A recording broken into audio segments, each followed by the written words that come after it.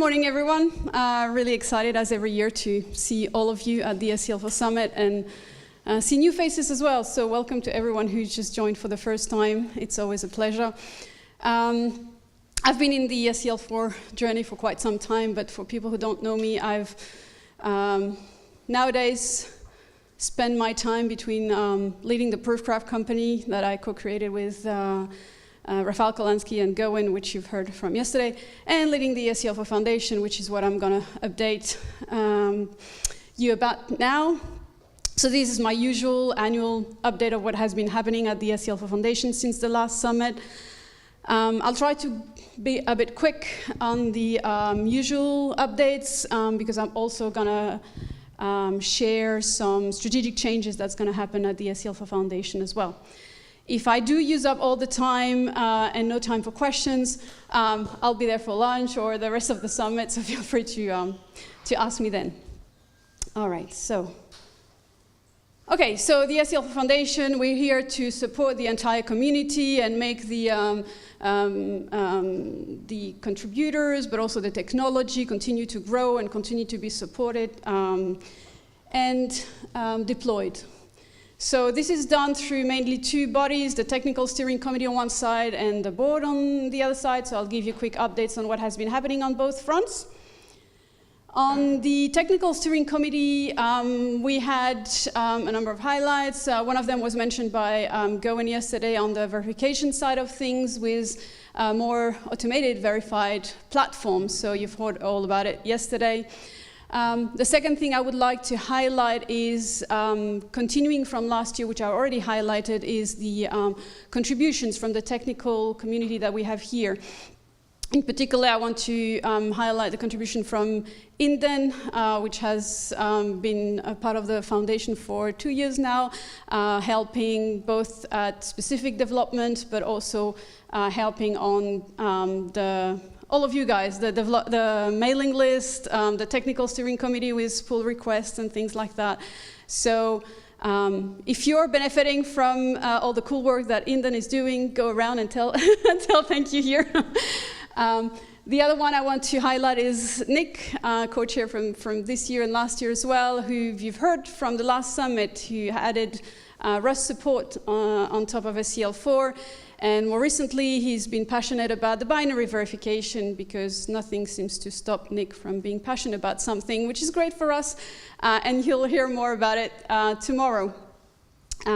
There's been more contribution both from the system side at UNSW, mainly on MicroKit, from Proofcraft, mainly on the verification side of seL4, but also from individual contributors as well. So this is going well on the technical side of things. A bit less technical, but quite important as well for our external facing interface is a complete revamp of the website and the doc site, which has been something that quite a few people were asking for, in particular because these two interfaces had originally grown from a time where we were mainly focused towards technical people and researchers, and that has quite changed, and the community has changed. And through funding from NCSC, which I deeply thank here, we've done a full revamp. Some of you have participated, and I thank you to survey and feedback initially of where the pain points are and so on. So yeah, so this has taken us quite a lot of time, focusing on the architecture, focusing on new content, and in particular from Gowen and I for being quite busy with the two aspects. On the website, I just want to mention that we have quite a few new pages, particularly like where seL4 is used, or pages on frameworks and tools and things like that. Please contact us if you want to see things appearing there and being promoted to the community and so on. So please keep coming back to us on that. On the doc side, again, even more organically grown on the technical side of things. So quite a lot of work mainly on how to re-architect it around the key technology that we have. Still quite a few things on our to-do list to continue to improve, but we've launched it, and hopefully it's going to be a much more improved experience for everyone and good for the community in general. So this is on the technical side of things, how we support the technology and the ecosystem of people. And on the board side, so the board is in charge of deciding how to invest the revenue that is coming to the seL4 Foundation through your membership. And so it's quite similar to last year in terms of where we invest on, so the support. So technically, Nick and Indan, as we were talking about before, are investment from the seL4 Foundation to contract them. Some of the infrastructure for the testing and the boards that we have and the continuous integration that you can tell your customers that you have a green tick every night that says that the proofs are in sync with the code. The summit, which is funded through registration and sponsors, but also some self-contribution from the foundation. So this year, thank you to our sponsors, so 5 sponsors this year, a bit less people in terms of registration. Not that surprising in terms of being in Europe, where we have a bit less members. I was also doing I hoped I had done more also like communication around it, but I was quite busy with the revamp and the strategic update that I'm about to talk about. But yeah, hopefully we'll keep growing for the following years. We got 3 new members since the last summit, MEP, which you've just heard from the panel, Cyber Ganter, which you'll hear from as a keynote tomorrow, and Trusted Computing as well. And finally, the foundation is paying for some of my time, and Berg as well, which you've heard, and helping a lot in the background for everything running smoothly. So that's for the update on the board side of things.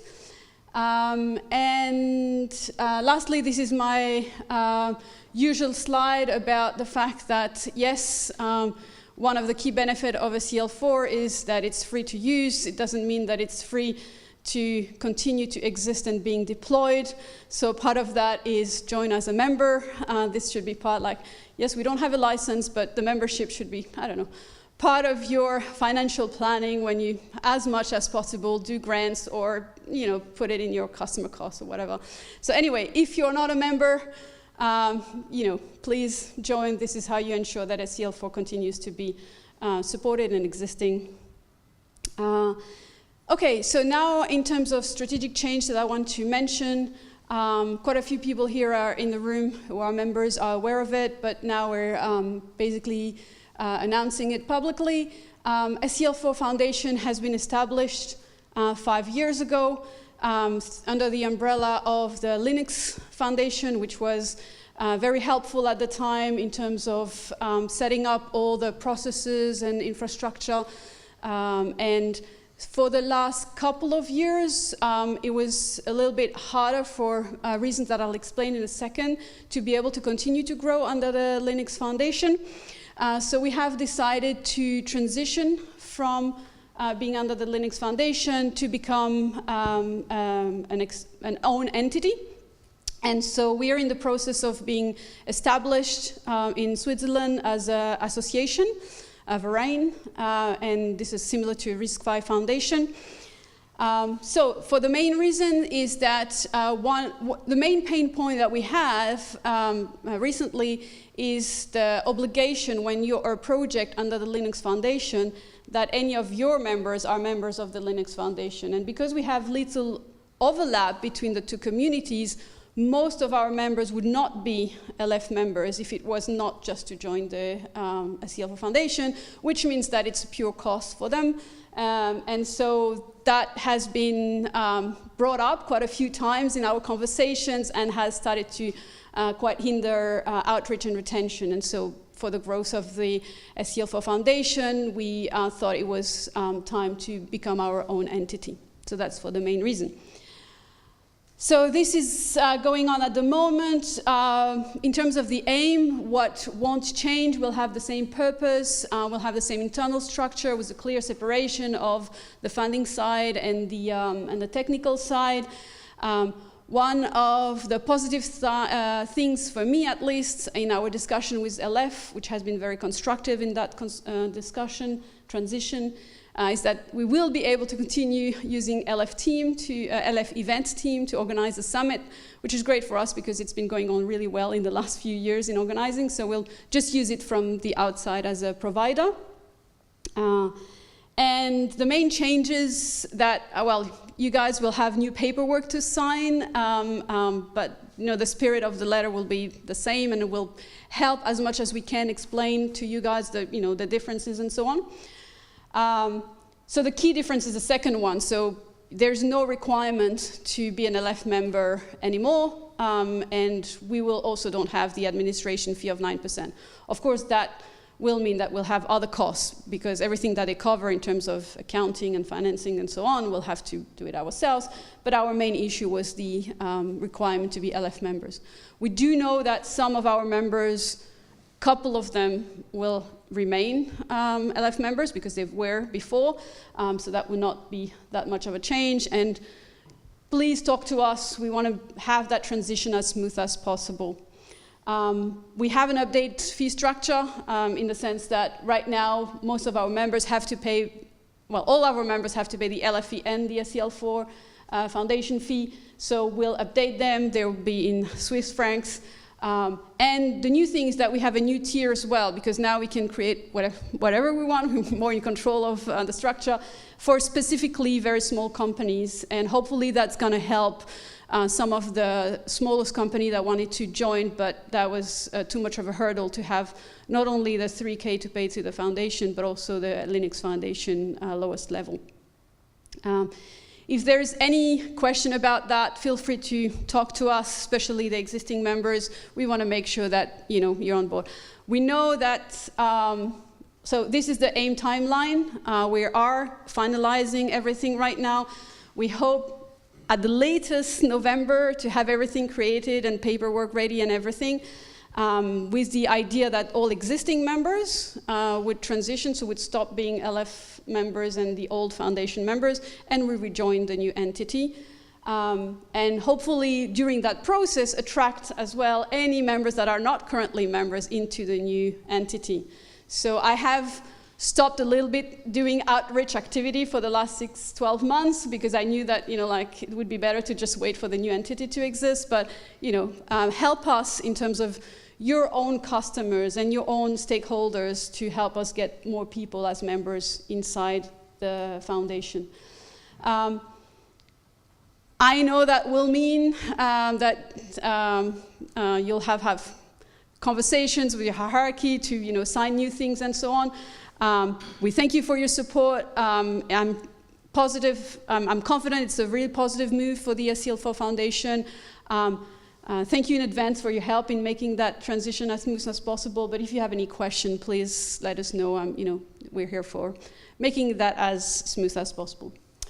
And I think that's it. Yeah, that's it for my presentation. I have no idea how much time I've taken. I think it's about time. So yeah, thank you.